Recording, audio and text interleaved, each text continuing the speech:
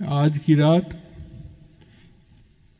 اللہ پوچھتے ہیں ہے کوئی مغفرت چاہنے والا کہ میں اس کی مغفرت کر دوں؟ تو بھائی ہم اللہ کے سامنے فریاد کریں، پکاریں، دعائیں مانگیں کہ اے اللہ ہم مغفرت چاہتے ہیں، ہم بڑے خطا کار ہیں، گناہ گار ہیں۔ آج کی رات برکت والی رات ہے۔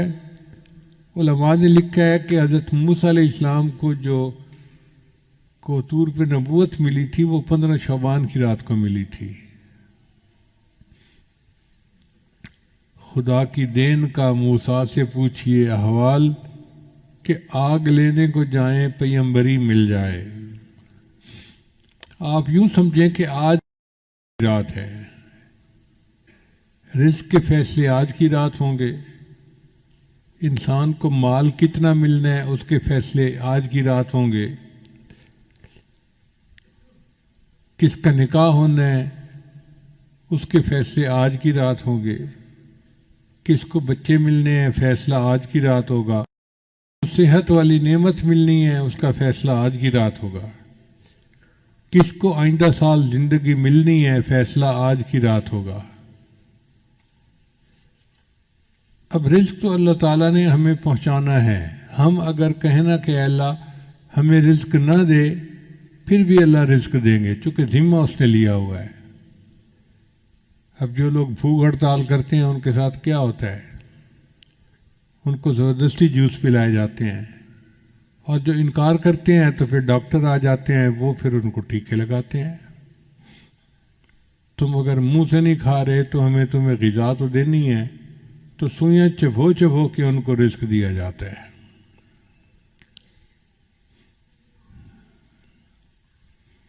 ہماری مرادیں پوری ہو سکتی ہیں، بہت آسان طریقہ ہے کہ ہم اللہ کی مان کر چلیں۔ ایک اصول یاد رکھیں کہ ایک ہے ایمانی زندگی اور ایک ہے نفسانی زندگی۔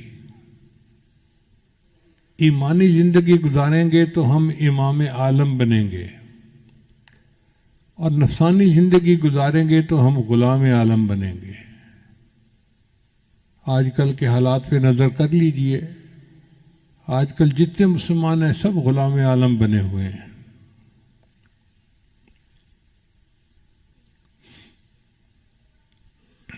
ماضی بعید میں دیکھنا ہے تو حضرت موسیٰ علیہ السلام کی قوم کا واقعہ دیکھ لیجئے، پسی ہوئی قوم تھی۔ فرعون اتنا جبار اور قہار تھا کہ اس نے ان کو کچل کے رکھ دیا تھا۔ چنانچہ انہوں نے موسیٰ علیہ السلام سے کہا اوذینا من قبل ان تأتینا ومن بعد ما جئتنا، آپ کے آنے سے پہلے بھی ہمیں اذیت ملی اور آپ کے آنے کے بعد بھی اذیت ملی۔ وقال موسیٰ لقومہ، تو موسیٰ علیہ السلام نے اپنی قوم کو جواب دیا استعینوا باللہ واصبروا، اللہ سے مدد مانگو اور صبر کرو۔ ان الارض للہ، زمین اللہ کی ہے، یورثھا من یشاء من عبادی، اپنے بندوں میں سے جس کو چاہتا ہے زمین کا وارث بنا دیتا ہے۔ تصور نہیں کوئی کر سکتا تھا کہ بنی اسرائیل والے اس زمین کے وارث بن جائیں گے، اللہ نے ان کو بنا دیا۔ اللہ فرماتے ہیں وَنُرِيدُ، اور ہم نے ارادہ کیا أَن نَمُنَّ عَلَى الَّذِينَ اسْتُضْعِفُوا فِي الْأَرْضِ وَنَجْعَلَهُمْ أَئِمَّةً وَنَجْعَلَهُمُ الْوَارِثِينَ، کہ ہم ان کو زمین کا امام بنائیں گے اور زمین کا وارث بنائیں گے۔ یہ تو ہے ماضی مثال۔ اگر ماضی قریب میں مثال دیکھنی ہے تو صحابہ کرام کی مثال دیکھیں۔ اللہ کی مان کر چلے، اللہ نے کیسر و کسریٰ کے تاج ان کے قدموں میں لا کر رکھ دیے۔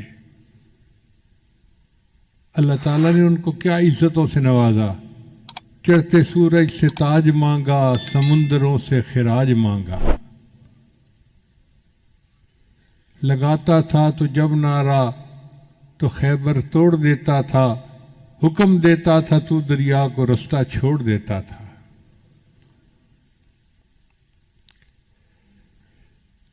نبی آتے رہے امام آئے، وہ دنیا میں خدا کا آخری لے کر پیام آئے، جھکانے آئے بندوں کی جبیں اللہ کے در پر، سکھانے آدمی کو آدمی کا احترام آئے۔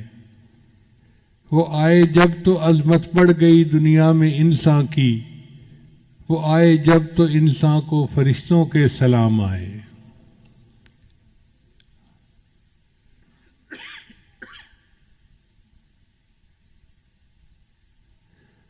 وہ ہیں بے شک بشر لیکن تشہد میں اذانوں میں، جہاں دیکھو خدا کے نام کے بعد ان کا نام آئے۔ خدا شاہد یہ ان کے فیض صحبت کا نتیجہ تھا، شہنشاہ گر پڑے قدموں میں جب ان کے غلام آئے۔ اللہ نے صحابہ کو ایسی شان عطا فرمائی تھی کہ بادشاہ ان کے قدموں میں گر پڑتے تھے۔ اب سوال پیدا ہوتا ہے کہ جب مسلمان کے لیے اللہ کی مدد اتنی ہے تو آج ہم کیوں ذلیل و خوار زندگی گزار رہے ہیں؟ اس کی وجہ یہ کہ ہماری زندگی ایمانی زندگی نہیں، نفسانی شیطانی شہوانی زندگی ہے، اور اس کی وجہ سے ہم غلام عالم ہیں۔ دستور یہ ہے کہ اگر شہزادہ بادشاہ کی نافرمانی کرے تو پھر بادشاہ جلاد سے جوتے مرواتا ہے، جو چوڑا چمار ہوتا ہے۔ تو اللہ تعالیٰ نے بھی ان کفار چوڑے چماروں کو رکھا ہوا ہے کہ جب مسلمان مجھے بھولیں گے، ہیں تو میرے بڑے پیارے، لیکن ان کو میں جوتے تمہارے ہاتھوں سے لگواؤں گا۔ اور دیکھو آج مسلمانوں کو کیسے جوتے لگ رہے ہیں۔ اللہ فرماتے ہیں اے بندے، ایک تیری مرضی ہے، ایک میری مرضی ہے۔ اگر تو چاہے کہ تیری مرضی پوری ہو تو میں تیری مرضی پوری نہیں ہونے دوں گا، اور اگر تو چاہے کہ میری مرضی پوری ہو تو میرے بندے میں تیری مرضی کو بھی پورا کر دوں گا، تجھے کامیاب بھی کر دوں گا۔ تو ہماری مرضیاں پوری ہوں گی جب ہم اللہ کی مرضی کو پورا کریں گے۔ علامہ اقبال نے کیا خوبصورت بات کہی،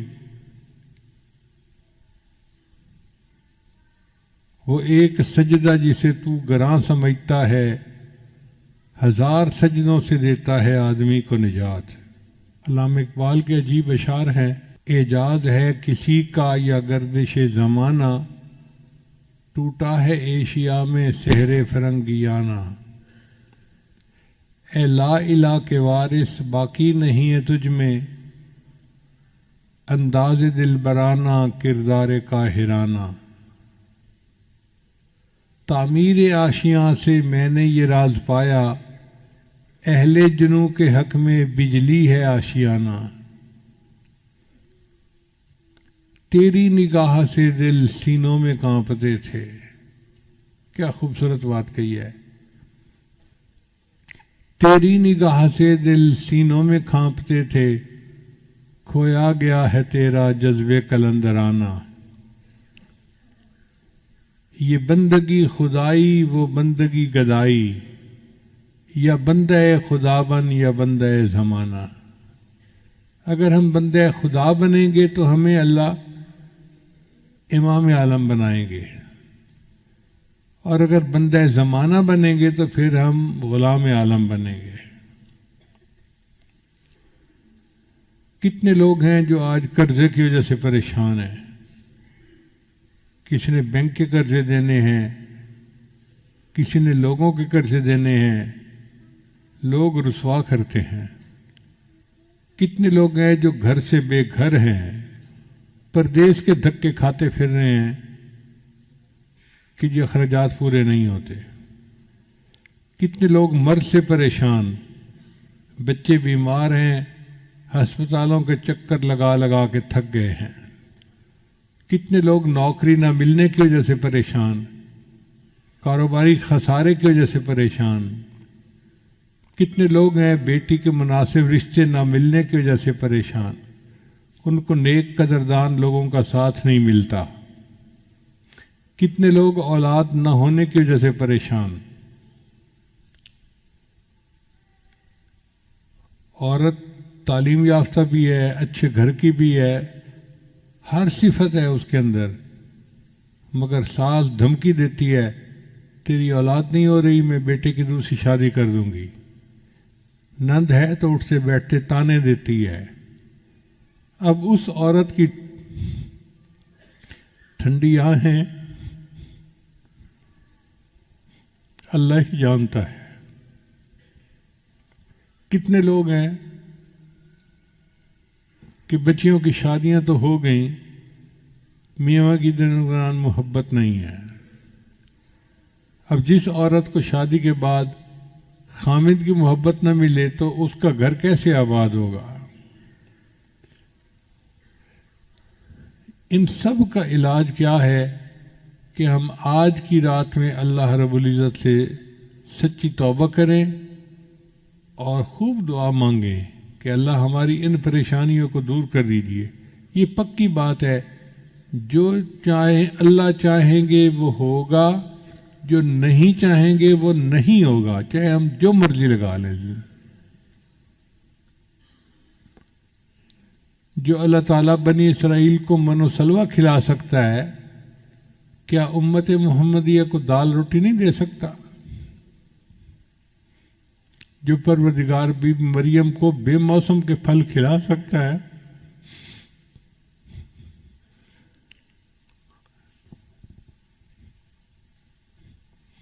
وہ اپنے محبوب کی امت کو موسم کے پھل کیوں نہیں کھلا سکتا؟ اللہ تعالیٰ کھلانے کے لیے تیار ہے، قصور ہمارا ہے.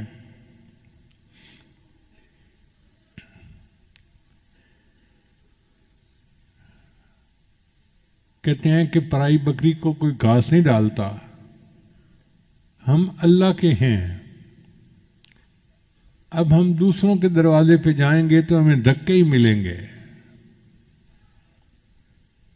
ہمارا دروازہ اللہ کا دروازہ ہے، ہمیں چاہیے کہ ہم اس کے اوپر جھکیں. امت اس وقت پریشان ہے، صرف ہمارے ملک کے لوگ نہیں، پوری امت پریشان ہے. اور ہم اللہ سے دعا مانگتے ہیں کہ اے اللہ آپ امت کے اوپر ترس کھا لیجئے. آہ جاتی ہے اثر کو کھینچ لانے کے لیے، بادلو ہٹ جاؤ دے دو راہ جانے کے لیے.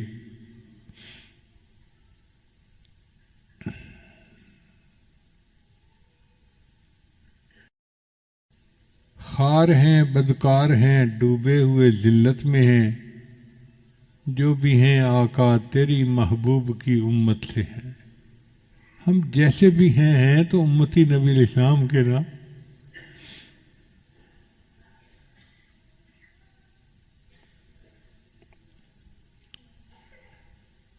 تو اللہ تعالیٰ اپنے محبوب صلی اللہ علیہ وسلم کی طفیل ہم پر خصوصی رحمتیں فرما دے، اور ہماری مرادوں کو اللہ تعالیٰ اپنی رحمت سے پورا فرما دے.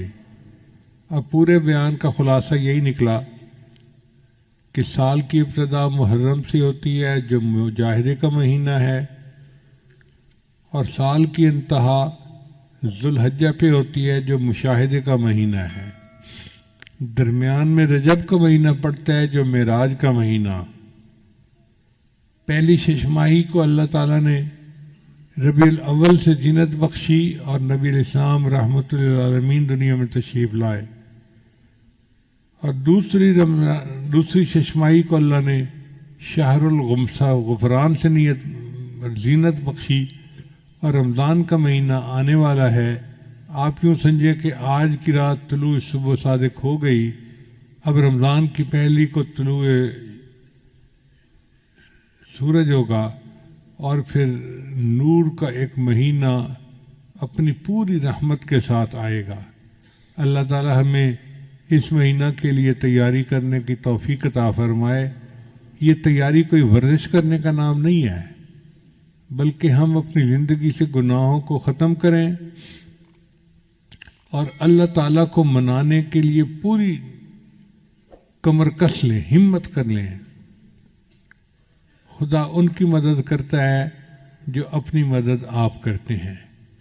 لہذا دعا ہے کہ اللہ تعالیٰ آج کی رات میں ہم سب مسکینوں کی بخشش فرمائے اور ہماری جتنی بھی مرادیں ہیں اللہ اپنی رحمت سے پورا فرمائے۔ وآخر دعوانا ان الحمد للہ رب العالمین۔